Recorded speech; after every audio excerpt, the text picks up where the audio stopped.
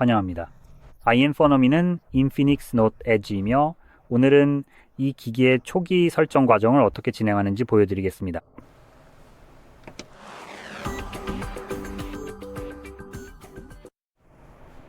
처음으로 기기를 부팅하면 제 화면에서 볼 수 있는 것과 같은 화면이 나타날 것입니다. 그리고 우리가 해야 할 일은 화살표를 클릭하는 것 뿐입니다. 다음으로 원하는 언어를 선택할 수 있습니다. 저는 영어를 사용할 것이기 때문에 여기에서 영어를 클릭하겠습니다. 그리고 다음 페이지를 클릭하면 이제 지역을 선택할 수 있습니다. 여기에서 여러분도 저와 같은 지역으로 변경하는 것을 추천드릴 수 있습니다. 폴란드뿐만 아니라 여러 다른 국가들도 이제 유럽연합의 일부입니다.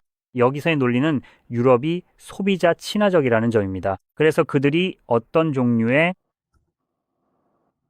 소비자 친화적인 법률을 기업에 강제할 때가 있는데 이런 일은 꽤 자주 일어나는 편입니다. 이 시점에서 언젠가는 기업들이 별로 달가워하지 않는 조치를 강제로 하게 만들 가능성이 있습니다. 그리고 그들은 어떤 허점을 찾으려고 하다가 결국 실패할 수도 있는데 애플과는 달리 말이죠. 여기서의 생각은 이런 상황에 강제로 처하게 되거나 이런 일이 닥쳤을 때 제 생각에는 다음과 같은 일이 일어날 것이라는 점입니다. 그들은 시장에서 철수할 수도 있지만 그렇다고 해서 그들이 이전에 판매했던 휴대폰이나 기타 제품들이 해당 법을 준수해야 한다는 사실은 변하지 않습니다. 혹은 그들은 계속해서 그곳에서 휴대폰을 판매하면서 유럽연합이 강제하는 사항만 유럽연합 내에서 변경할 것입니다. 유럽연합 밖에서는 기본적으로 평소와 다름없이 소비자들에게 불리하게 사업을 계속하겠죠. 그래서 이런 특정 지역을 선택하는 것이 바로 이런 이유 때문입니다.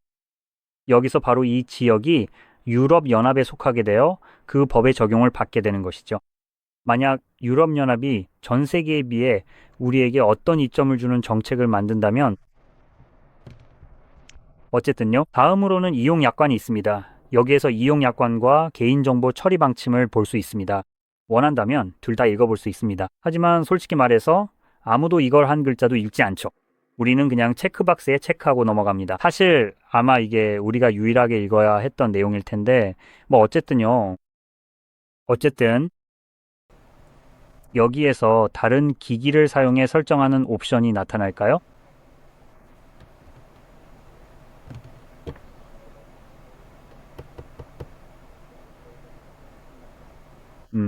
안 나타나네요. 이거 흥미롭네요. 그래도 불평하지는 않을게요. 하지만 보통은 구글 계정이 로그인된 다른 기기에서 팝업이 뜨게 됩니다. 그리고 그걸 통해 이 기기를 빠르게 설정할 수 있게 해줍니다. 하지만 저는 이 과정을 건너뛰는 걸 추천합니다. 만약 이걸 하고 싶다면 한 가지 좋은 점이 있긴 해요. 이 기능을 사용하면 구글 계정을 아주 매끄럽게 옮길 수 있습니다. 또한 일종의 방식으로 기기를 복원할 수도 있다고 하죠. 이게 이 기능의 주된 목적은 아니지만 그런 기능도 있습니다. 그리고 이런 관점에서 본다면 다른 기기를 사용해서 설정한다는 건 다른 기기와 같은 상태로 이 기기를 맞춰서 설정한다는 의미이기도 하죠. 이 기능을 가장 잘 활용할 수 있는 방법은 계정 이동이라고 생각해요. 숫자 확인만 하면 되니까요. 그리고 만약 패턴 같은 화면 잠금이 있다면 여기서 한 번만 확인해 주면 됩니다. 짠! 이제 모든 계정이 옮겨졌어요. 하지만 그 외에는 저는 이 과정을 건너뛰고 싶어요. 구글의 복원 기능을 정말 싫어하거든요. 그리고 이 기능이 제대로 작동하려면 내 모든 데이터를 가져가는 것에 의존한다는 점도 마음에 들지 않아요. 사진이나 연락처 같은 것들은 그들이 접근해서는 안 된다고 생각해요. 하지만 클라우드로 가져오려면, 즉 그렇게 해야만 한다면 결국 그들과 데이터를 공유할 수밖에 없고 그 이후에 그들이 뭘 하든 사실상 그들 마음이에요. 그래서 아니요, 사양할게요. 다음으로 와이파이 연결하는 단계가 있는데 이건 완전히 선택사항이에요. 기기가 잠겨있지 않다면 굳이 할 필요 없어요. 만약 FRP 잠금이 있다면 보통 여기 잠금 아이콘이 표시되는데 그럴 경우에는 연결해야 해요. 그래서 이전 소유자를 확인할 수 있도록, 즉 구글 계정이나 화면 잠금으로 인증해야 하고 때로는 일부 기기에서는 그렇죠. 이 기기는 그런 일이 있었던 걸로 기억나지 않아서 아마 해당되지 않을 것 같아요. 어떤 네트워크든 모바일이든 와이파이든 연결해야 할 수도 있어요. 기기가 완전히 새 것일 때 처음 설정할 때는 보통 보증 활성화 같은 목적으로 이런 일이 발생해요. 하지만 저는 이걸 건너뛸 수 있어요. 다음으로 넘어가죠. SIM 카드를 삽입하라는 안내가 나오는데 원한다면 아래쪽에 넣을 수 있고 아니면 무시해도 돼요. 이 기기는 eSIM도 지원하지만 여기서는 바로 표시되지 않는 것 같아요. 그래서 만약 eSIM을 사용하고 물리적인 카드가 없다면 먼저 초기 설정을 맞춰야 해요. 그리고 와이파이 네트워크에 연결해야 합니다. 설정에서 모바일 연결 항목으로 들어가면 eSIM을 활성화할 수 있고 그 후에 QR코드를 스캔하면 됩니다. 자, 이제 계속 진행해 볼게요. 잠금 해제 방법에 대해 살펴보면 여러 가지 보호 기능이 있습니다. 지문, 얼굴 인식, 그리고 비밀번호 항목에는 핀, 패턴, 비밀번호 이렇게 세 가지가 있어요. 만약 지문이나 얼굴 인식 같은 생체 인식 방식을 선택하려면 이 세 가지 중 하나를 반드시 선택해야 합니다. 그 이유는 생체 인식은 100% 신뢰할 수 없기 때문에 만약 제대로 작동하지 않을 때를 대비해서 항상 신뢰할 수 있는 방법이 필요하기 때문입니다. 그 신뢰할 수 있는 방법이 바로 핀 패턴 또는 비밀번호입니다. 저는 지금 제 기기를 실제로 보호하지 않을 거라서 그냥 건너뛰기를 선택하겠습니다. 여기에는 구글 서비스가 있습니다. 이 부분에 대해 잠깐 이야기하자면 저는 이런 것들이 정말 불쾌하다고 생각하는데 기본적으로 이건 구글의 스파이웨어 같은 것들입니다. 그래서 이것들을 빠르게 살펴보겠습니다.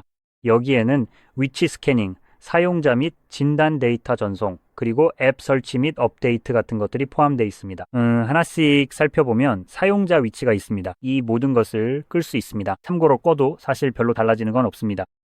위치 사용을 켜면 위치 권한이 있는 앱과 서비스가 기기의 위치를 사용할 수 있습니다. 위치 정확도는 와이파이 액세스 포인트, 셀룰러 네트워크 타워, GPS와 같은 무선 신호에 대한 정보를 사용합니다. 사실 이게 가장 중요한 부분입니다. 이걸 끄면 논리적으로 생각했을 때 기기가 더 이상 기본적으로 셀 타워에 연결할 수 없다고 생각할 수 있습니다. 왜냐하면 그게 위치가 공유되는 한 가지 방법이기 때문이죠. 와이파이나 다른 것에도 연결할 수 없으니 자동으로 그렇게 될 거라고 생각할 수 있지만 실제로는 그렇지 않습니다. 그러니까 사실상 기기를 망치로 부숴서 조각조각 내지 않는 이상 기기가 완전히 오프라인이 되는 일은 없습니다. 그리고 여기서 또 한 가지 불쾌한 점은 스캔 허용 옵션입니다. 이 옵션은 앱과 서비스가 언제든지 와이파이 네트워크와 주변 기기를 스캔할 수 있도록 허용합니다. 와이파이나 블루투스가 꺼져 있어도 말이죠. 정말 친절하네요. 이 옵션은 위치 기능을 끄면 자동으로 꺼지는데 위치를 끄지 않고는 따로 끌 수가 없습니다. 하지만 저는 그냥 이 점을 짚고 넘어가고 싶었습니다. 이 토글은 그냥 보여주기식에 불과합니다. 이건 프라이버시 측면에서는 아무 의미가 없습니다. 단지 애플리케이션과 서비스가 다른 네트워크나 블루투스 신호를 스캔하지 못하게 할 뿐이죠. 다른 기기에서 아니면 보통은 다른 기기에서 말이죠. 하지만 이건 당신의 기기가 다른 기기에 의해 스캔되는 것을 막아주지는 않습니다. 즉 다른 기기들이 당신의 기기를 보려고 할 때 말이죠. 그리고 이 토글이 암시하듯이 와이파이나 블루투스가 켜져 있을 때도 여전히 어떤 방식으로든 탐지될 수 있습니다. 즉 실제로는 항상 켜져 있다는 뜻이죠. 애플이 하는 방식과 비슷합니다. 그러니까 당신이 보기에는 꺼진 것처럼 보여도 이 정의에 따르면 여전히 켜져 있는 겁니다. 그리고 다른 기기들은 당신을 볼 수 있고 당신의 기기만 마치 다른 기기들을 못 본 척 눈을 감는 셈이죠. 정말 대단하네요. 이건 마치 담요 밑에 머리를 집어넣는 것과 같아요. 당신이 주변을 볼 수 없다고 해서 다른 사람들이 담요 밑에 있는 당신을 못 보는 건 아니잖아요. 존재하지 않는 척 하는 거죠.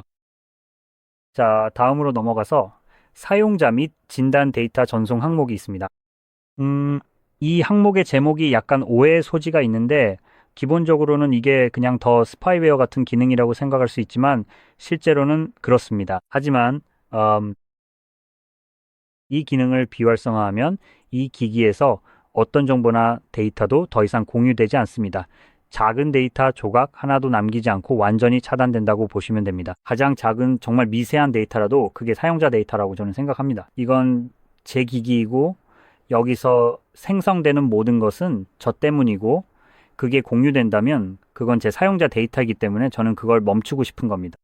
하지만 앞서 말했듯이 이건 약간 오해의 소지가 있습니다. 제목과 설명이 그렇거든요. 설명에는 안드로이드 기기 경험을 개선하기 위해 진단정보 기기 및 앱 사용 데이터를 구글에 자동으로 전송합니다 라고 되어 있습니다. 왜 이런 걸 하고 싶어 하겠어요? 안드로이드의 개선이 당신의 일이 아니잖아요. 그건 당신의 일이 아닙니다. 당신은 이 기기를 돈 주고 샀고 사용 데이터를 공유해서 개선하는 데 대해 돈을 받는 것도 아니잖아요. 예전에는 어떤 프로그램의 베타 테스터가 되면 돈을 받았던 시절이 있었던 걸로 기억해요. 이제는 기업들이 당신이 베타 테스터가 되기 위해 오히려 돈을 내길 바라는 세상에 살고 있죠. 그럴 필요 없죠. 그냥 알아서 하라고 하세요. 구글. 당신들도 다른 모든 사람들이 하는 것처럼 모든 것에 돈을 내면 되잖아요. 당신들은 우리의 정보, 우리의 데이터를 팔고 있는데 저는 그 수익을 보고 싶어요. 그건 제 데이터니까 저는 돈을 받고 싶습니다. 그렇지 않으면 그냥 알아서 하세요. 당신 돈으로 직접 안드로이드를 고치세요. 다음으로 넘어가서 이제 업데이트와 앱 설치에 대해 이야기하겠습니다. 이 부분이 가장 흉측하다고 할 수 있는데 기본적으로 의미하는 바는 그냥 읽어드릴게요. 계속 진행하면 이 기기가 구글로부터 업데이트와 앱을 자동으로 다운로드하고 설치할 수 있다는 것에 동의하게 됩니다. 이게 정말 가장 중요한 부분이에요. 그러니까 사실상 이 조건에 동의하지 않으면 이 기기를 사용할 수 없게끔 협박당하는 셈이죠. 그래서 이 자체만 보면 그렇게 나쁘게 들리진 않아요. 자동 업데이트 같은 건 꺼둘 수 있으니까요. 하지만 여기서 실제로 말하고 있는 건 여기에는 언급되지 않았지만 오타 오버 디 에어 업데이트 서비스에 관한 것입니다.